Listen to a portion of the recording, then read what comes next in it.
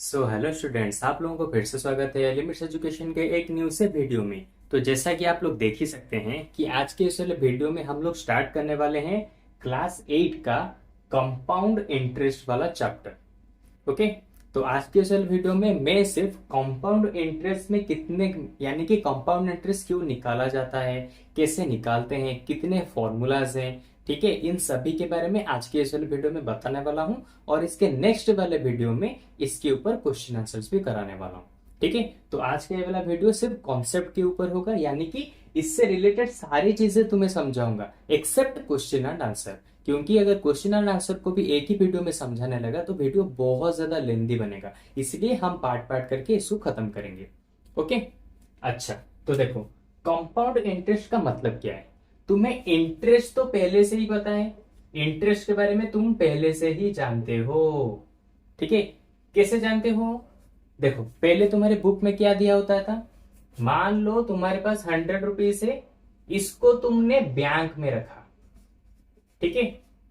अब बैंक तुम्हें क्या करता है, हर साल 10%, लेट सपोज 10% तुम्हें यहां पे क्या देगा, रेट ऑफ इंटरेस्ट, जिसको हम शॉर्टकट में क्या बोलते हैं, RI। ठीक है। तो 10% इसके ऊपर 10% एक्स्ट्रा देगा, जिसके बाद एक साल के बाद तुम्हारा 100 रुपीज हो जाएगा 110 रुपीज। ओके। तो इसको कहा जाता है इंटरेस्ट। ओके। यानी कि रेट ऑफ इंटरेस्ट के 10% के हिसाब से तुम्हें यहाँ पे 100 रुपीज के ऊपर 10 रुपीज एक्स्ट्रा मिलेगा। तो तुम्हारा 100 रुपीज पहले से था, अब बैंक ने, क्योंकि तुमने बैंक में 100 रुपीज रखा है, इसीलिए बैंक तुम्हें क्या करेगा, 10 रुपीज एक्स्ट्रा देगा हर साल। तो अभी ये बन गया तुम्हारा 110 रुपीज। ठीक है। अब तुम क्या करोगे, यहां पे फिर से अगर तुम इसे रखते हो, ठीक है, अगर फिर से तुम इस 110 को बैंक में रखते हो, तो बैंक यहां पे तुम्हें क्या करता है, फिर से वही 10% का इंटरेस्ट देगा तुम्हें यहाँ पे। अच्छा, जब वो 10% का इंटरेस्ट देगा इसके ऊपर, तो इसका 10% कितना हो जाएगा, 11 रुपीज। तो अब देखो, तुमने 110 को फिर से बैंक में रखा, अब बैंक वालों ने तुम्हें क्या किया, उस 110 के ऊपर 11 रुपीज ज्यादा ऐड करके 121 रुपीज तुम्हें रिटर्न कर दिया। तो इसी चीज को कहा जाता है कंपाउंड इंटरेस्ट। यानी कि यहां पे देखो, इंटरेस्ट ये है तुम्हारा पैसा, ये है तुम्हारा एक्चुअल पैसा, इसको तुमने बैंक में रखा, अब देखो बढ़ गया तुम्हारा पैसा। अब फिर क्या करोगे, उसी पैसे को फिर से बैंक में रखोगे, फिर उस पैसे के ऊपर, यानी कि बढ़े हुए पैसे के ऊपर अभी तुम्हें इंटरेस्ट मिल रहा है। पहले तुम्हें अपने खुद के पैसे के ऊपर इंटरेस्ट मिलता था, हो गया, एक साल के बाद तुम्हें जितना इंटरेस्ट मिलना था ये वाला तुम्हारा हो गया अमाउंट, एक साल के बाद बैंक ने तुम्हारा पैसा लौटा दिया। फिर तुमने उसी पैसे को बैंक में रखा, यानी कि अब बैंक तुम्हें क्या 100 रुपीज के ऊपर इंटरेस्ट देगा, नहीं, क्योंकि वो वाला 10 रुपीज भी अब तुम्हारा हो चुका है, इसलिए बैंक अभी उस 10 रुपीज के ऊपर भी तुम्हें इंटरेस्ट देगा। ठीक है। तो अभी कुल मिला के देखो, यहाँ पे इंटरेस्ट भी तुम्हारा बढ़ गया। देखो, रेट ऑफ इंटरेस्ट बिल्कुल सेम टू सेम है 10%, बैंक भी बिल्कुल सेम टू सेम है 10%, यानी कि वही सेम टू सेम बैंक है, लेकिन यहाँ पे इंटरेस्ट रेट बढ़ गया। क्यों बढ़ा? क्योंकि यहाँ पे प्रिंसिपल जितना था उतना इंटरेस्ट मिल रहा था, उस हिसाब से, उसी तरह से यहाँ पे इंटरेस्ट जितना है उसी हिसाब से तुम्हें क्या मिलेगा, सॉरी यहाँ पे प्रिंसिपल जितना है उसी हिसाब से तुम्हें क्या मिलेगा, इंटरेस्ट यहाँ पे मिलेगा। इसी को कहा जाता है कंपाउंड इंटरेस्ट। तुम पहले से इंटरेस्ट के बारे में जानते थे कि लेट सपोज तुमने 100 रुपीज बैंक में रख दिया, वहां पे तुम्हें 10% मिला इंटरेस्ट, तो अभी तुम्हारा टोटल पैसा हो गया 110 रुपीज। इसके बारे में तो तुम जानते ही थे पहले से कि जब तुम बैंक में पैसे रखते हो वहां पे तुम्हें इंटरेस्ट मिलता है और तुम्हारा पैसा बढ़ जाता है, ये तो तुम पहले से जानते थे। लेकिन कंपाउंड इंटरेस्ट का मतलब होता है, एक साल कंप्लीट हो गया, ये फर्स्ट ईयर में कंप्लीट हो गया, ठीक है, 1 ईयर में ये है तुम्हारा पैसा बन गया, ये अमाउंट हो गया। अब इस अमाउंट को जब तुम अगले साल रखोगे, अभी इसके ऊपर फिर से 10% मिलेगा, तो अभी ये बढ़ के हो गया 121 रुपीज। देख रहे हो, अभी देखो, यानी कि पहले तुम्हें 100 रुपीज के हिसाब से मिल रहा था इंटरेस्ट, लेकिन अभी तुम्हें मिल रहा है 110 रुपीज के हिसाब से इंटरेस्ट। ठीक है, क्योंकि ये वाला 110 रुपीज अभी तुम्हारा हो चुका है, इसलिए 100 रुपीज के ऊपर तो इंटरेस्ट तुम्हें मिलेंगे ही, इसके ऊपर जो 10 रुपीज बैंक ने दिया था उसके ऊपर भी तुम्हें इंटरेस्ट मिलेगा, इसीलिए इसको कहा जाता है कंपाउंड इंटरेस्ट। कंपाउंड का मतलब होता है उसी के ऊपर, यानी कि एक के ऊपर एक, एक के ऊपर एक। ठीक है, जैसे कि पहले मिला तुम्हें 100 के ऊपर इंटरेस्ट, ठीक है, इसके बाद मिला 100 के ऊपर इंटरेस्ट पहले मिला। देखो 100 के ऊपर पहले तुम्हें इंटरेस्ट मिला, कितना कितना हो गया 110 रुपीज। अब 110 रुपीज के ऊपर इंटरेस्ट मिलेगा 121 रुपीज। अभी 121 रुपीज के ऊपर तुम्हें इंटरेस्ट मिलेगा लेट्स सपोज 133 रुपीज। देख रहे हो किस तरह से 100 रुपीज से तुमने स्टार्ट किया था, लेकिन वो बढ़ते बढ़ते बढ़ते कितना हो गया। इसी को कहा जाता है कंपाउंड इंटरेस्ट, यानी कि बैंक जो तुम्हें इंटरेस्ट देता है वो हर साल देता है। ठीक है, ईयर के बेसिस पे तुम्हें देता है, यानी कि लेट्स सपोज एक साल में तुमने 10% तुम्हें इंटरेस्ट दे दिया तो तुम्हारा पैसा हो गया 110।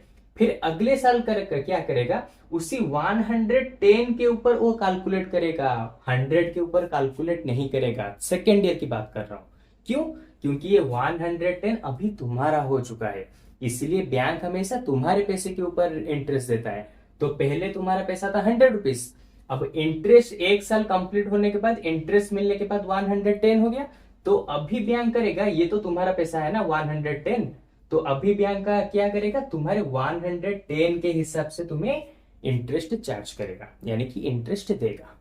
इसी को कहा जाता है कंपाउंड इंटरेस्ट। अब जब तुम नेक्स्ट ईयर इसी पैसे को फिर जब तुम नेक्स्ट ईयर बैंक में रखोगे, ठीक है, इसी पैसे को जब तुम नेक्स्ट ईयर बैंक में रखोगे, ठीक है, 10% के हिसाब से देगा, अभी इंटरेस्ट कितना हो जाएगा 12.5 के समथिंग, इस तरह से कुछ हो जाएगा। देखो यहां पे फिर से इंटरेस्ट बढ़ गया, क्यों, क्योंकि तुम्हारा प्रिंसिपल बढ़ा हुआ है, इसलिए यानी कि इंटरेस्ट भी बढ़ेगा। पहले 100 रुपीज था तो 100 के हिसाब से इंटरेस्ट मिल रहा था, फिर उसके बाद 110 के हिसाब से तुम्हें इंटरेस्ट मिला, फिर उसके बाद 121 के हिसाब से तुम्हें इंटरेस्ट मिला, क्योंकि जैसे जैसे एक एक साल खत्म होता जाएगा तुम्हारे पैसे बढ़ेंगे और उस पैसे के ऊपर न्यू इंटरेस्ट मिलेगा, फिर तुम्हारे पैसे बढ़ गए, फिर उसके ऊपर अगले साल यानी कि थर्ड ईयर में फिर तुम्हें एक न्यू इंटरेस्ट मिलेगा। तो इस तरह से तुम्हारा इंटरेस्ट मिल के अभी कितना हो गया, लेट्स सपोज 135 रुपीज हो गया। तो इस तरह से कंपाउंडिंग इंटरेस्ट काम करता है, समझे। अच्छा, अब चलो अब थोड़ी सी बात करते हैं प्रीवियस क्लास के जो इंटरेस्ट निकालते हो उसके फॉर्मूला के बारे में। ठीक है, यानी कि तुम्हें पहले से पता होगा कि लेट सपोज तुमने बैंक में कुछ पैसे रखा तो तुम्हें एंड में एक साल के बाद कितना तुम्हें पैसा मिलेगा, तो वहां पे तुम क्या करते थे, एंड में तो जो तुम्हें पैसा मिलता है उसको बोलते हैं अमाउंट। ठीक है, तो अमाउंट जो तुम्हें बैंक से मिलता था वो कैसे मिलता था, प्रिंसिपल जो तुमने, प्रिंसिपल का मतलब होता है जो जो पैसे तुमने बैंक को दिया, अगर तुमने 100 रुपीज बैंक में रखा है तो 100 रुपीज को तुम कहोगे प्रिंसिपल बोला जाएगा। ओके, तो अमाउंट कैसे निकलता है, देखो अमाउंट निकलता है प्रिंसिपल प्लस सिंपल इंटरेस्ट,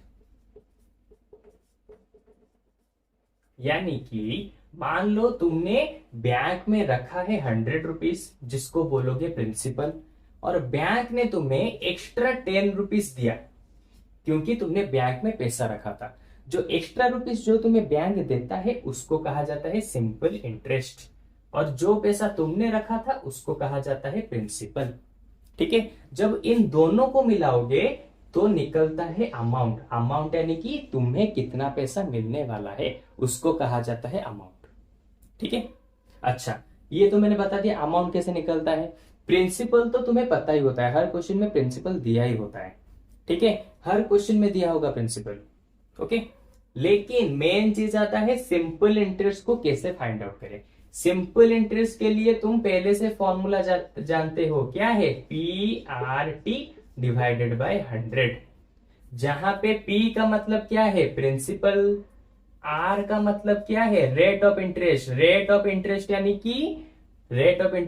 कि बैंक जो तुम्हें हर साल इंटरेस्ट देगा, जैसे कि 10%, 5%, 7%, उसको कहा जाता है रेट ऑफ इंटरेस्ट। और टी का मतलब क्या होता है? टी का मतलब होता है टाइम, यानी कि कितने ईयर्स के लिए तुमने पैसे को बैंक में रखा। जब तुम इन सारे को यहाँ पे पुट कर दोगे तो तुम्हें यहाँ पे सिंपल इंटरेस्ट का कितना अमाउंट होता है मिल जाएगा। उसके बाद सिंपल इंटरेस्ट मिल गया, उसको यहाँ पे पुट करो। प्रिंसिपल तो तुम्हें क्वेश्चन में दिया ही होगा, उसको भी पुट करो, तो दोनों को मिलाओ, फिर एंड में तुम्हें पता चलेगा कि बैंक वाले तुम्हें कितने पैसे लौटाने वाले हैं, यानी कि बैंक वाले तुम्हें टोटल कुल मिला के कितने पैसे देने वाले हैं। इस तरह से तुम अमाउंट को फाइंड आउट करते थे इसके पिछले वाले क्लासेस में। 6-7 में तुम ऑलरेडी कर चुके हो इस तरह के क्वेश्चन, ठीक है। लेकिन इसमें थोड़ा सा डिफरेंस क्या है, वहां पे 1 साल 2 साल वहां पे सिर्फ इंटरेस्ट की बात होती थी, लेकिन यहाँ पे कंपाउंड इंटरेस्ट की बात हो रही है, और दोनों में डिफरेंस है। कंपाउंड इंटरेस्ट का मतलब होता है यहाँ पे तुम्हें अपने पैसे के ऊपर तो इंटरेस्ट मिलेगा ही, लेकिन बैंक ने जो तुम्हें इंटरेस्ट दिया होगा उसके ऊपर भी तुम्हें इंटरेस्ट मिलेगा। इसको कहा जाता है कंपाउंड इंटरेस्ट। ओके, अच्छा, और एक चीज तुम्हें यहाँ पे बता दूं, यहाँ पे जो कंपाउंड इंटरेस्ट तुम निकालोगे, यहाँ पे बहुत सारे अलग अलग हैं, बहुत सारे नहीं, मतलब कि 3 अलग अलग मेथड दिए हैं, ठीक है। कभी कभी क्या करेगा, टोटल 3, देखो सबसे पहले मैं इस तरह से बता देता हूं, तुम्हें इजीली समझ आएगा, ठीक है। वो क्या करेगा, पहले वो क्या करेगा कि बताएगा कि सिंपल इंटरेस्ट फाइंड करो, क्योंकि कंपाउंड इंटरेस्ट का मतलब भी होता है कि हर समय हमें सिंपल इंटरेस्ट को फाइंड आउट ही करना है। ओके, कभी कभी वो क्या करेगा, सिंपल इंटरेस्ट को फाइंड आउट करो जहां पे रेट ऑफ इंटरेस्ट ईयर के हिसाब से दिया होगा, यानी कि पर ईयर तुम्हें कितना परसेंट मिलेगा। किसी और क्वेश्चन में तुम्हें दिया होगा वही सिंपल इंटरेस्ट को फाइंड आउट करो, लेकिन रेट ऑफ इंटरेस्ट जो परसेंटेज में होता है, जैसे कि 5%, 7%, उसको क्या यहां पे दिया होगा कि हाफ ईयरली के हिसाब से, हाफ ईयर के हिसाब से, ठीक है। इसका मतलब देखो, और एक काम करते हैं, मैं तीनों को लिख देता हूं, फिर एक एक करके एग्जांपल के साथ समझा दूंगा। और एक चीज देखो, किसी और क्वेश्चन में दिया होगा वही सेम चीज, सिंपल इंटरेस्ट को फाइंड करो, लेकिन यहां पे रेट ऑफ इंटरेस्ट तुम्हें क्वार्टरली के हिसाब से दिया होगा। क्वार्टरली यानी कि 4 महीने में कितना परसेंटेज तुम्हें मिल रहा है इंटरेस्ट, वो दिया होगा। इस तरह के 3 अलग अलग तरह के क्वेश्चन तुम्हें देखने को मिलेंगे। अब तुम्हें एग्जांपल के साथ भी समझा देता हूं। देखो, अगर तुम्हें दिया है, किसी किसी क्वेश्चन में दिया होगा तुम्हें 1 ईयर में मिल रहा है 5%, तो इसको यूज करके तुम्हें सिंपल इंटरेस्ट को निकालना है। किसी क्वेश्चन में दिया होगा तुम्हें हाफ ईयर, हाफ ईयर यानी कि 1/2 ईयर में तुम्हें मिल रहा है 5%, तो इसको यूज करके वही सिंपल इंटरेस्ट निकालना है। और किसी क्वेश्चन में दिया होगा क्वार्टरली, क्वार्टरली यानी कि 1/4, ठीक है, या फिर ऐसे भी, हाँ 1/4 भी लिख देते हैं तो चलेगा। 1/4 ईयर में तुम्हें दिया होगा 5% का इंटरेस्ट, ठीक है। तो इसको यूज करके वही सेम चीज सिंपल इंटरेस्ट को ही तुम्हें निकालना है। यानी कि यहां पे बस जितने भी सारे क्वेश्चन तुम्हारे बुक में देखोगे, बस वहां पे जो रेट ऑफ इंटरेस्ट होगा उसका चेंजेस होगा। कहीं पे रेट ऑफ इंटरेस्ट 5% दिया होगा पर ईयर के हिसाब से, 1 साल में 5%, तो क्वेश्चन को सॉल्व करो। कहीं पे दिया होगा हाफ ईयर में 5%, तो क्वेश्चन को सॉल्व करो। कहीं पे दिया होगा 1/4 ईयर यानी कि क्वार्टरली यानी कि 4 महीने में 5%, तो क्वेश्चन को सॉल्व करो। बस इसी तरह के ही क्वेश्चन तुम्हें वहां पे देखने को मिलेंगे। और फिक्र मत करो, मैं सेपरेट सेपरेट अलग अलग करके 3 अलग अलग वीडियोस में इसके अलग अलग क्वेश्चन को करके तुम्हें समझाऊंगा। किसी एक वीडियो में सिर्फ हम क्या बात करेंगे, ईयर के हिसाब से जो रेट ऑफ इंटरेस्ट मिलता है उसके ऊपर बात करेंगे, उसके क्वेश्चन आंसर करेंगे। किसी एक और वीडियो में क्या करेंगे, उसके अगले वाले वीडियो में हाफ ईयर में तुम्हें कितना रेट ऑफ इंटरेस्ट मिलता है और उस तरह के क्वेश्चन को कैसे सॉल्व करोगे। फिर अगले वाले वीडियो में फिर क्या बात करेंगे, 1/4 ईयर यानी कि क्वार्टरली जो रेट ऑफ इंटरेस्ट मिलता है उसके क्वेश्चन आंसर को कैसे सॉल्व करते हैं। इस तरह से पार्ट पार्ट करेंगे तो तुम्हें इन तीनों के अंदर कंफ्यूजन बिल्कुल भी नहीं आएगा। ओके, और एक चीज यहाँ पे जान लो, यहाँ पे हर एक क्वेश्चन को करने के लिए 2 मेथड दिए हैं। जैसे कि मान लो तुम्हें 1 ईयर में दिया है 5% रेट ऑफ इंटरेस्ट मिलेगा, तो इस तरह के क्वेश्चन को करने के लिए दो मेथड है, एक है लेंदी मेथड, ठीक है, और दूसरा वाला है फॉर्मूला वाला शॉर्ट मेथड। अगर किसी क्वेश्चन में दिया है हाफ ईयर में तुम्हें 5% मिल रहे हैं रेट ऑफ इंटरेस्ट, तो इसको भी करने के दो फॉर्मूला है, एक है लेंदी मेथड और दूसरा वाला है शॉर्ट मेथड।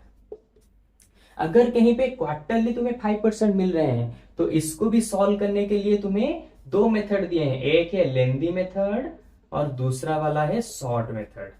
और फिक्र मत करो, मैं लेंदी शॉर्ट इन सभी के बारे में अच्छे से बताऊंगा और अच्छे से क्वेश्चन आंसर करके भी दिखाऊंगा, क्योंकि क्वेश्चन में हो सकता है वो फॉर्मूला के शॉर्ट मेथड से पूछे या फिर वो तुम्हें लेंदी मेथड से पूछे, इसलिए मैं दोनों को ही तुम्हें सेपरेट सेपरेट करके समझा दूंगा जिससे तुम्हें कोई भी दिक्कत नहीं आएगी, ठीक है।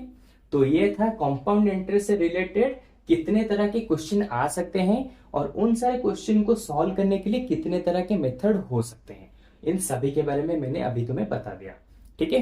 तो अभी नेक्स्ट वीडियो से हम क्या करेंगे, नेक्स्ट पार्ट से हम एक एक करके सभी चीजों को कवर अप करेंगे, यानी कि उसके ऊपर क्वेश्चन आंसर को सॉल्व करेंगे। इसके नेक्स्ट वाले वीडियो में तुम्हें इसके ऊपर, इस बेसिस के ऊपर, यानी कि जहां पे रेट ऑफ इंटरेस्ट साल के हिसाब से दिया होगा, 1 ईयर के हिसाब से दिया होगा, उस तरह के क्वेश्चन को सॉल्व करेंगे इसके नेक्स्ट वाले वीडियो में, और उसके अगले वाले वीडियो में इसको, उसके अगले वाले वीडियो में इसको। और सारे क्वेश्चन को मैं लेंदी से कैसे सॉल्व करते हैं और शॉर्ट मेथड से कैसे सॉल्व करते हैं, इन सभी के बारे में मैं तुम्हें अच्छे से बताऊंगा, ठीक है। तो चलो आज के वीडियो में बस इतना ही रहा कंपाउंड इंटरेस्ट के बारे में। तो अब हम नेक्स्ट वीडियो में मिलते हैं एक न्यू क्वेश्चन वगैरह को लेके, जहां पे हम इन सभी को सॉल्व करेंगे, ठीक है। तो चलो आज के वीडियो में बस इतना ही, अब हम मिलते हैं हमारे नेक्स्ट वाले वीडियो में। Bye bye.